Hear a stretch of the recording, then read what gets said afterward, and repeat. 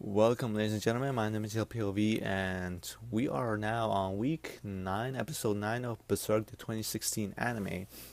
Now, overall, I had my mixed opinions on this episode again. There were good points, there were some minor, but overall, I did enjoy the episode in its whole. Um, to get on with the overview, basically, we start off with Farnese getting released from her duties. A certain priest is telling her, like, yeah, your dad does not want you around here, you're a lady, you shouldn't be doing this kind of shit. And Farnese, as she and Serpico leave, she straight up smacks Serpico and tells him, like, asks him, like, you're the one who told my dad, right? Like, because I know you command under him directly, so you must have told him about my situation. And by that I mean the whole bloodthirsty or the torture lusty aspect of hers. Then we transition to Nina, who's being a squealing bitch. She straight up sold Casca out. The guy, one of the, I think it was the imp. That's what they call him. The imp brings up, like, I barely got to take one of your nails out, and you already started giving us all the information. Um, but yeah, she straight up sold Casca out. As Farnese enters the torture chamber, Moscus is there. He has Casca over there.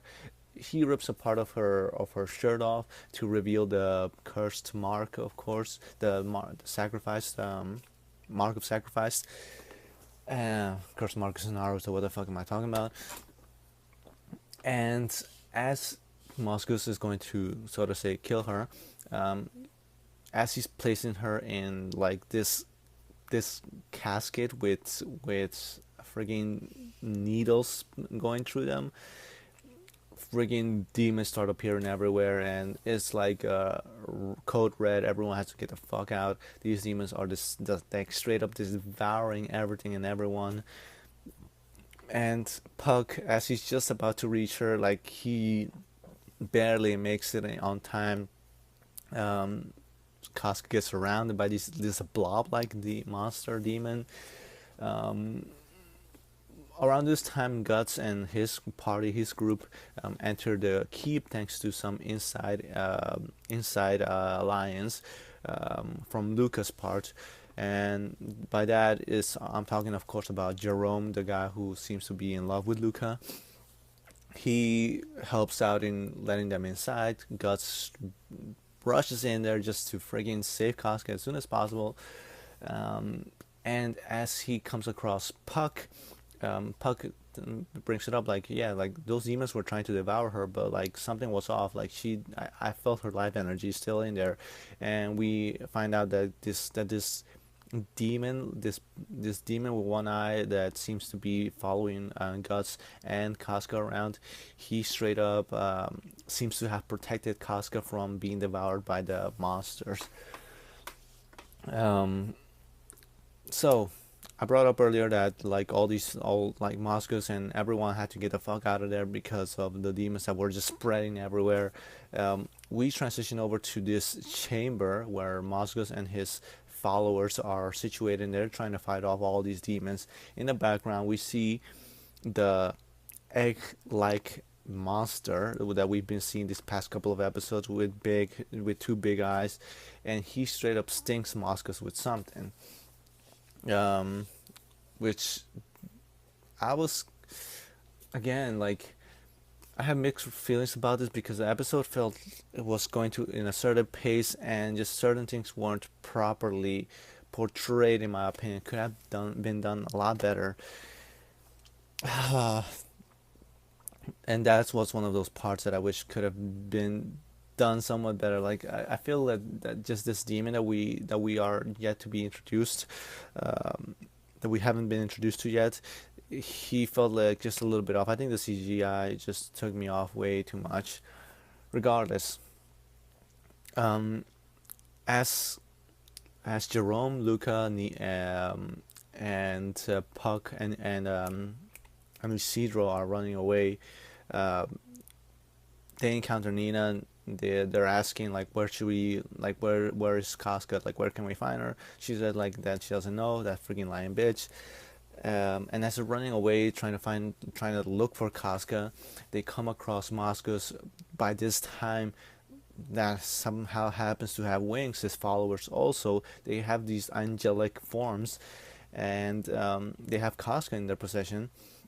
So he straight up shoots, like attacks Jerome, Luca. He calls them traitors, and as Luca's about to fall from the keep, Nina, like she goes, she's holding on to Luca's hand, and she freaking starts thinking like maybe I should drop her. She's heavy, being the selfish whore that she is.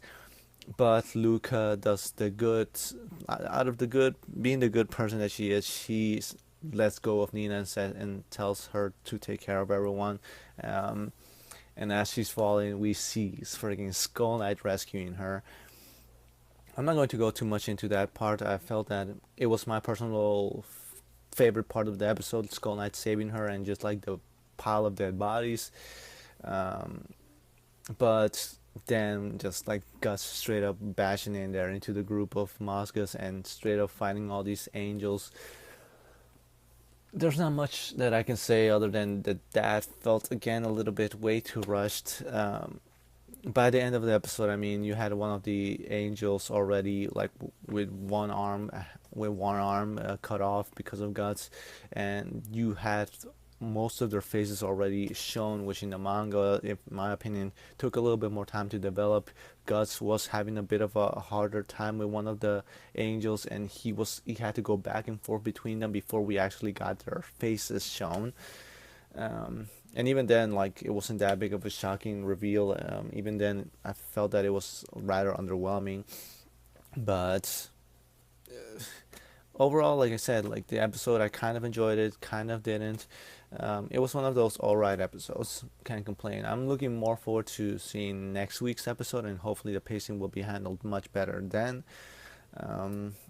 I didn't bother to check the preview for next week, so it'll be a bit of a surprise for me as well, unless they decide to put filler in there. So, now to talk about the three things that I talk about in every overview: the animation, the pacing, and value to the overall plot. Animation, if you are okay with the 3D animation, then you will be completely fine with this episode. I personally was meh with it. Like, there were some really good shots, some other shots that didn't bother me as much as the previous episodes have. And so on its whole, I kind of did enjoy the animation. The pacing, as I mentioned, it was a bit rushed, not my favorite thing, to be honest. So that's kind of where I'll leave it off. The value to the overall plot, Guts does bring up the fact that apparently, like, these are not apostles. Like, there's something in between, because they are not real apostles. They have these angelic powers, these demonic powers, you could say, but there are no way real apostles. So the only real development that we will be getting is now that we've gotten out of this episode is just the fact that Moscas is now in possession of Casca, and Gus is clearly going to have to fight him to get to her. Oh yeah, and Nina is saved, and Skull Knight is there as well. That's pretty much about as much as the actual progression goes. Regardless, my name is my name is DLPOV. If you like this overview, I know I wasn't too spontaneous about this episode. Fortunately, there wasn't much to talk about. There was a lot going on, but not a lot to go into without me sounding like I was ranting, unfortunately. But overall, like I said, the episode was alright. We'll see how next week's episode goes. If you like this overview, please feel free to hit the like button down below. If you agree with me, with my points, feel free to just comment down below whether you agreed or not, and what you disagree upon. I mean, there's not much else to say. I'll be doing these overviews every week, so I'll definitely be back next week for episode 10 of Berserk, the 2016 anime. Regardless, have a good week, and if you have not read the manga, then I would severely suggest that you get on it. Like, there are multiple ways that you can find it online, and just support the original Kentaro Miura artist and go buy the books if you're in America, or just order them online because they're really worth the read. Regardless, have a good week. Bye.